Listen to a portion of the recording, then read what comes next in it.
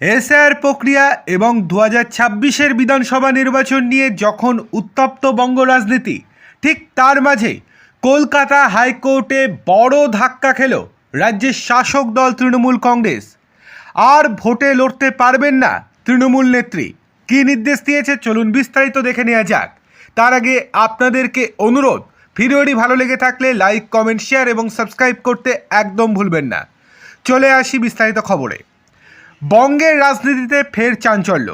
Kolkata high court রায় দিয়েছে যে তৃণমূল কংগ্রেসের নেত্রী আলো রানী সরকার 2021 সালের বিধানসভা নির্বাচনে বনগাঁ দক্ষিণ কেন্দ্র থেকে প্রতিদ্বন্দ্বিতা করার সময় বাংলাদেশেরই নাগরিক ছিলেন।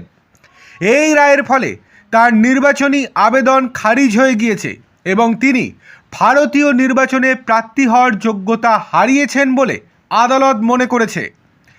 এই ঘটনা রাজ্যের রাজনৈতিক মহলে নতুন করে বিতর্কের ঝড় তুলেছে, বিশেষ করে নাগরিকত্ব এবং অভিবাসন নিয়ে। আলো রানী সরকার 2021 সালের মার্চ এপ্রিলে বিধানসভা নির্বাচনে তৃণমূলের টিকিটে বনগাঁ দক্ষিণ আসন থেকে লড়েছিলেন। বিজেপির স্বপন মজুমদারের কাছে প্রায় 2004 ভোটে হেরে যান তিনি। নির্বাচনের ফল ঘোষণার পর জুন মাসে তিনি হাইকোর্টে একটি নির্বাচন পিটিশন দায়ের করেন, যাতে স্বপন মজুমদারের বিরুদ্ধে নির্বাচনী অনিয়ম, কেন্দ্রীয় বাহিনীর সঙ্গে মিলে তার অফিস লুটপাটের অভিযোগ তোলেন।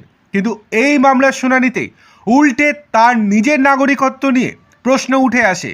বিজেপি প্রার্থী স্বপন মজুমদারের আইনজীবী আদালতে দাবি করেন যে আলো রানী সরকার বাংলাদেশের নাগরিক, তার নাম বাংলাদেশের ভোটার লিস্টে রয়েছে এবং 1980 সালে বাংলাদেশের নাগরিক ডাক্তার হরেন্দ্রনাথ সরকারের সঙ্গে বিয়ে করে সেখানে কয়েক বছর থেকেছেন। বাংলাদেশের আইন অনুযায়ী বাংলাদেশি নাগরিকের সঙ্গে বিয়ে করে 2 বছরের বেশি সেখানে থাকলে নাগরিকত্ব পাওয়া যায়। আদালতের নির্দেশে বাংলাদেশের বিভিন্ন দপ্তর থেকে রিপোর্ট আসে, যাতে প্রমাণিত হয় যে আলো রানীর নাম বাংলাদেশের নির্বাচক মণ্ডলীতে রয়েছে এবং তিনি সেখানকার নাগরিক। 2022 সালের 20 মে বিচারপতি বিবেক চৌধুরী তার রায়ে স্পষ্ট বলেন, নির্বাচনী মনোনয়নপত্র দাখিলের দিন, নির্বাচনের দিন এবং ফলের ঘোষণার দিন আলো রানী সরকার বাংলাদেশের নাগরিক ছিলেন। ভারতের দ্বৈত নাগরিকত্বের কোনো সুযোগ নেই।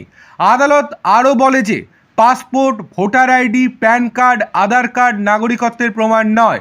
তিনি 1955 সালের নাগরিকত্ব আইন অনুযায়ী ভারতের নাগরিকত্ব অর্জন করেনি। ফলে তার পিটিশন আজকে খারিজ করে দেয় এবং আদালত নির্বাচন কমিশনকে তার বিরুদ্ধে ব্যবস্থা নেওয়ার কড়া নির্দেশ দিয়েছে। আলো রানী সরকারের দাবি ছিল যে তিনি 1969 সালে হুগলির বৈদ্যবাটিতে জন্মগ্রহণ করেছেন।